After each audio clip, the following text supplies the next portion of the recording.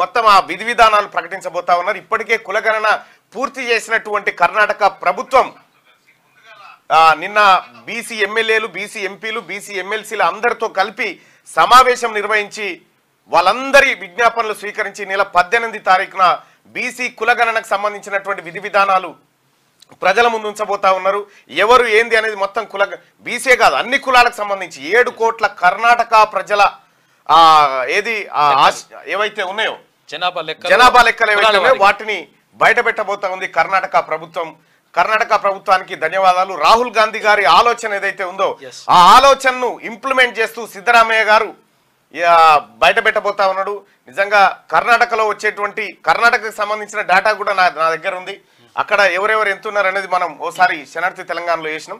అయితే యాక్యురేట్ గా ప్రభుత్వం ఎవరైతే రాహుల్ గాంధీ గారు చెప్పినట్టుగా ఎవరు ఎంతో వాళ్ళకు అంత దక్కాలనేటువంటి అంశం మీద కర్ణాటక ప్రభుత్వం అత్యంత కీలకమైనటువంటి నిర్ణయాలు తీసుకోబోతా ఉంది ఈ నెల 18న జరిగేటువంటి మంత్రివర్గ సమావేశంలో. సో మరి తెలంగాణ ప్రభుత్వం కూడా మరి అక్కడ రాహుల్ గాంధీ గారి ఆశయాలు ఇంప్లిమెంట్ చేస్తూ ఉన్నారు. ఆయన ఇచ్చినటువంటి మాటలన్నింటినీ ఇంప్లిమెంట్ చేస్తూ ఉన్నారు కర్ణాటక ముఖ్యమంత్రి సిద్ధరామయ్య గారు. మరి ఇక్కడ కూడా కాంగ్రెస్ పార్టీ ప్రభుత్వమే ఉంది కాబట్టి రాహుల్ గాంధీ గారి ఆలోచన ఇక్కడ ఇంప్లిమెంట్ కావాల్సినటువంటి అవసరం ఉంది. కాబట్టి మరి తెలంగాణ ముఖ్యమంత్రి గారు అక్కడ 18 తారీఖు పెట్టి మీరు ఇప్పటిదాకా ఒక సింగిల్ విధి విధానాల ఖరారుకు సంబంధించి సింగిల్ ఎజెండా కూడా సింగిల్ మీటింగ్ కూడా పెట్టలేదు. ఈసారి ఖచ్చితంగా పెట్టాల్సిందిగా మీకు రిక్వెస్ట్ చేస్తా ఉన్నాం. కర్ణాటక ముఖ్యమంత్రి సిద్ధరామయ్య గారికి జయహో. ఎందుకంటే ఒక సాధారణ కురుమ బిడ్డ అక్కడ ముఖ్యమంత్రిగా ఉండడంతో అక్కడ మొత్తం కులగణన చేసిరు. కులగణన సంబంధించినటువంటి విధానాలన్నింటినీ ప్రకటించబోతా ఉన్నారు. అది అట్లా ఉంటే ఇక నారాయణపేట ఇది పంపించిన అది వచ్చిందా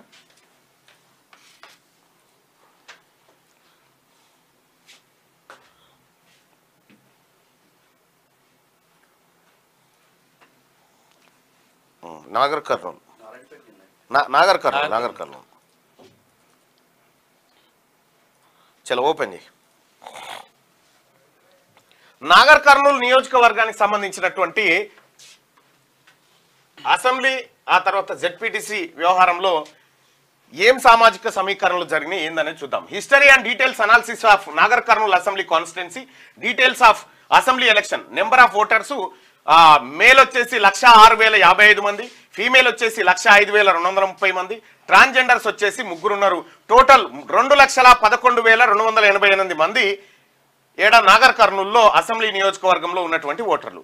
అసెంబ్లీ ఎలక్షన్స్ 17 సార్లు అక్కడ జరిగినాయి. 17 సార్లు నాగర్ కర్నూలులో ఎలక్షన్ జరిగితే అందులో దాదాపుగా 12 సార్లు ఓసీలు 12 సార్లు ఓసీలు ఎలక్షన్ లో గెలిస్తే బీసీలు 4 సార్లు అవకాశం దక్కింది. The MLA from BC category who got elected ఒకే ఒక్క ఆయన నారాయణ గౌడ్ 1967 నుంచి 67, 73, 83, 89 4 సార్లు ఆయన ఒక్కడు మాత్రమే గెలవడం జరిగింది ఈ 17 సార్లు జరిగినటువంటి దాంట్లో. మరి బీసీలు ఎంతమంది ఉన్నారు? 1989 నుంచి ఇప్పటి వరకు అక్కడ బీసీ ఎమ్మెల్యే లేడు. 1989, 99, 2009, 19 దాదాపు 30 ఏళ్ళు దాటిపోయింది. 35 సంవత్సరాల నుంచి నాగర్ కర్నూలులో బీసీ ఎమ్మెల్యే లేడు. సో ఏం జరిగింది? As per the demography of Nagarkurnool constituency number of BC voters are approximately ఎంతమంది ఉన్నారంటే 53.3% మంది బీసీ ఓటర్లు ఉన్నారు నాగర్ కర్నూలులో. 53.3. అందులో మొత్తం 2,11,288 అయితే దాంట్లో 1,12,588 1,12,588 బీసీలు ఉన్నారు. As per demography of Nagarkurnool constituency number of OC voters are approximately 12.9%, which will be around 27,256. మొత్తం నాగర్ కర్నూలు అసెంబ్లీ కాన్స్టిట్యున్సీలో ఉన్నటువంటి ఓసీ ఓటర్లు 27,256 మంది. బట్ దే గాట్ ఎలక్టెడ్ 12 సార్లు ఎలక్షన్ 12 సార్లు గెలిచారు. 27,000 మంది ఉన్న జనాభా ఉన్నటువంటి ఓసీలు 12 సార్ల ఎమ్మెల్యేలు అయితే బీసీలు జస్ట్ 4 సార్లు మాత్రమే అయ్యారు. అది కూడా ఒక్క ఆయన నారాయణ గౌడ. ఇప్పుడు నాగర్ కర్నూలు నియోజకవర్గంలో వాస్తవానికి ఎమ్మెల్యేగా గెలవడానికి ఎంత కావాలి మనకు? ఇందులో సగం వేసుకున్నా కూడా 1,06,000 కావాలి. 1,06,000 కావాలి. బీసీలకు ఎన్ని ఉన్నాయి? 1,12,000 ఉన్నాయి. వీళ్ళ ఓట్లు వీళ్ళు వేసుకుంటే ఇక ఎవరు గెలవరు అడగా మెజార్టీ. ఇక్కడ బీసీలకు జరిగినటువంటి నాగర్ కర్నూలులో కేవలం 4 సార్లు మాత్రమే బీసీలకు అవకాశం వస్తే 12 సార్లు ఓసీలకు అవకాశం వచ్చింది. ఈ 12.9% కూడా సామాజిక వర్గాల వారిగా కనుక మనం అది డివిజన్ చేస్తే వైశ్యులు, ఆ తర్వాత ఆర్యవైశ్యులు, వెలమలు, ఆ తర్వాత మిగతా అన్ని కమ్మలు ఈ సామాజిక వర్గం నుంచి ఉంటారు. ఇందులో 3 to 4% లేదా 5% వరకు రెడ్డిలు ఉండేటువంటి అవకాశం ఉంది. అంటే దీంట్లో సగం అంటే 9,000 లోపే రెడ్డిలు ఉండేటువంటి అవకాశం ఉంది. కానీ వాళ్ళు 12 సార్లు అక్కడ గెలవడం జరిగింది. ఇంకా జెడ్పీటీసీల విషయానికి వద్దాం. నాగర్ కర్నూలు కాన్స్టిట్యున్సీ 5 మండలాలు ఉన్నాయి. దానికి 5 మండలాలకు సంబంధించిన జెడ్పీటీసీల వివరాలు ఒకసారి చూద్దాం. నాగర్ కర్నూలు అది బీసీ రిజర్వ్డ్ అయింది కాబట్టి అది బీసీ యాదవ్కి వచ్చేసింది. ఇక బిజినేపల్లి అన్రిజర్వ్డ్ రెడ్డికి పోయింది. తాండూరు అన్రిజర్వ్డ్ రెడ్డికి పోయింది. ఇక్కడ తెల్కపల్లి ఎస్సీకి అయింది. తిమ్మాజిపేట అన్రిజర్వ్డ్ రెడ్డికి అయింది. ఇక్కడ అన్రిజర్వ్డ్ అంటే 50% అన్రిజర్వ్డ్ కోటా. ఆ అన్రిజర్వ్డ్ కోటాలో వీళ్ళు కేవలం రెడ్డిలు మాత్రమే 3 జెడ్పీటీసీలుగా ఇక్కడ వచ్చారు. 5 మండలాల్లో 3 జెడ్పీటీసీలు రెడ్డిలే. వాళ్ళ జనాభా ఎంత అంటే 9,000. బీసీల జనాభా ఎంత అంటే 1,12,000. సో ఇక్కడ ఓపెన్ లో ఉన్నటువంటి కాడ కూడా బీసీలకు అవకాశం ఇవ్వలే. అవకాశం రాలే. Out of 5 mandals OCs got elected 3 times. Will BCs got elected just 1 in spite of having a majority in population.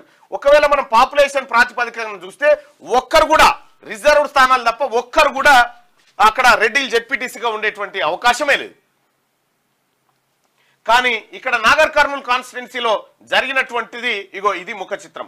17 సార్లు ఎన్నికలు జరిగితే 17 సార్లలో 12 సార్లు ఓసీలే ఎమ్మెల్యేలు. ఓట్లు వాళ్ళే కావు, మళ్ళీ వాళ్ళ ఓట్లు కూడా లేవు. గెలిచే ఓట్లు కాదు కదా, కనీసం ఏది నాగర్ కర్నూలు మున్సిపాలిటీకి చైర్మన్ అయ్యేటువంటి ఓట్లు కూడా లేవు. సో ఓట్లు లేనటువంటి వాళ్ళు 12 సార్లు ఎమ్మెల్యేలు అయ్యారు. ఓట్లు ఉన్నటువంటి బీసీలు కేవలం ఒక్కడు నారాయణ గౌడు 4 సార్లు గెలవడం జరిగింది. పోనీ అన్రిజర్వ్డ్ స్థానాల్లో బీసీలకు ఏం దక్కిందంటే ఏమీ లేదు. బీసీలకు అన్రిజర్వ్డ్ స్థానాల్లో గుండు 0. ఇది నాగర్ కర్నూలులో జరిగినటువంటి మాయామచ్చింద్ర కార్యక్రమం. ఇది బీసీలకు జరిగినటువంటి అన్యాయం. సో ఇట్లా మరి నాగర్ కర్నూలు జిల్లాలో ఈయన ఈ 3 రెడ్డి జెడ్పీటీసీలు వీళ్ళు గెలిచింది ఎవరి ఓట్లతోని? బీసీల ఓట్లతోటి. ఇక్కడ నాగర్ కర్నూలులో 12 సార్లు ఎమ్మెల్యేగా గెలిచినటువంటి ఓసీలు ఎవరి ఓట్లతో గెలిచిరు? బీసీల ఓట్లతోటే. వాళ్ళ ఓట్లు వాళ్ళు వేసుకుంటే ఓడిపోతారు. వాళ్ళ ఓట్లు వాళ్ళే వేసుకుంటే ఓడిపోతారు. డిపాజిట్ కూడా రాదు. వాళ్ళ డిపాజిట్ వచ్చే ఓట్లు కూడా లేవు. సో ఇగో ఇది సోషల్ ఇంజనీరింగ్ జరగాలి. ఇక్కడ అన్యాయానికి గురైతున్నటువంటి వర్గాలకు అధికారం దక్కాలనేది రాహుల్ గాంధీ గారు. సో ఆ ఆలోచనని ఇంప్లిమెంట్ చేస్తూ కర్ణాటక ముఖ్యమంత్రి సిద్ధరామయ్య గారు 18 తారీఖు రోజున, ఈ నెల 18 తారీఖు రోజున క్యాబినెట్ సమావేశం పెట్టి ఆ క్యాబినెట్ సమావేశంలో కులగణన విధి విధానాలన్నీ ప్రజల్లోకి తీసుకురాబోతా ఉన్నాడు. కులగణన ఆల్రెడీ చేసి రెడీగా పెట్టి బీహార్ కూడా చేసింది, కర్ణాటక చేసింది, తెలంగాణ రాష్ట్రం చేస్తా అని చెప్తుంది. కానీ ఇంకా ముఖ్యమంత్రి గారు మరి దాని మీద అయితే ఏం సప్పుడే లేదు. ఆ ఫైల్ ముఖ్యమంత్రి గారి టేబుల్ మీద ఉంది. మరి ఆయన సంతకం పెడితే అది పోవాలి.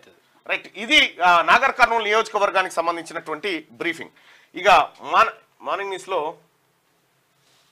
వెలుగు దినపత్రిక